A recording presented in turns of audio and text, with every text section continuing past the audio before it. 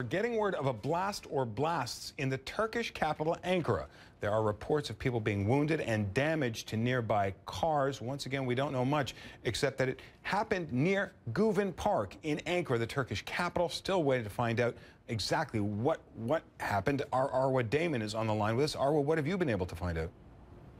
Well, based on what Turkish media is reporting, the explosion took place in the country's capital, Ankara, in a fairly crowded central area. This area is very popular, especially at night. It has a lot of shops, outdoor cafes, and the explosion happened very close to a park and a bus station. According to local media's reporting, there were a fair number of people that were gathered waiting for a bus. Images show a number of destroyed, damaged vehicles, including a burnt-out bus as well. This is the third time that there has been an explosion in Ankara, cause unknown at this stage, but there's going to be a lot of fear and speculation that this is yet another terror attack. The other two explosions that took place, one was blamed by the government on ISIS. The other was blamed by the government on the Kurdish separatist group,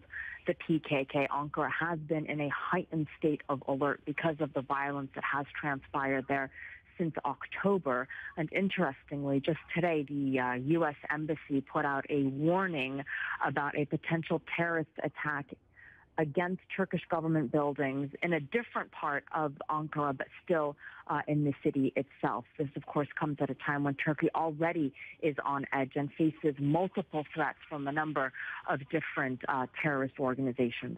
Now, you mentioned those other terror attacks. There were horrendous casualties in each of them. Do we have any reliable word yet on how many people have been hurt in this? We don't just yet. All we know from what local reporting is saying is that there were many casualties, many people who were wounded. Ambulances, of course, immediately responding to the scene, police cordoning it off right away. And the damage that we're seeing in these images coming out on Turkish television channels appears to be quite extensive. People on the ground, eyewitnesses reporting that it was a massive explosion that was heard quite a distance away in the city, and that, as I was saying, a number of people were gathered at this bus stop at the time of the explosion. And again, this is a very central road in the capital, Ankara, but no concrete word just yet on how many people were wounded or injured in this explosion. Now, you mentioned there were suspicions, there were fears ahead of this attack. Is there any particular, anything about the timing of this explosion that would lead us to believe that it was, in fact, intended to do harm, that it was a criminal or terrorist act?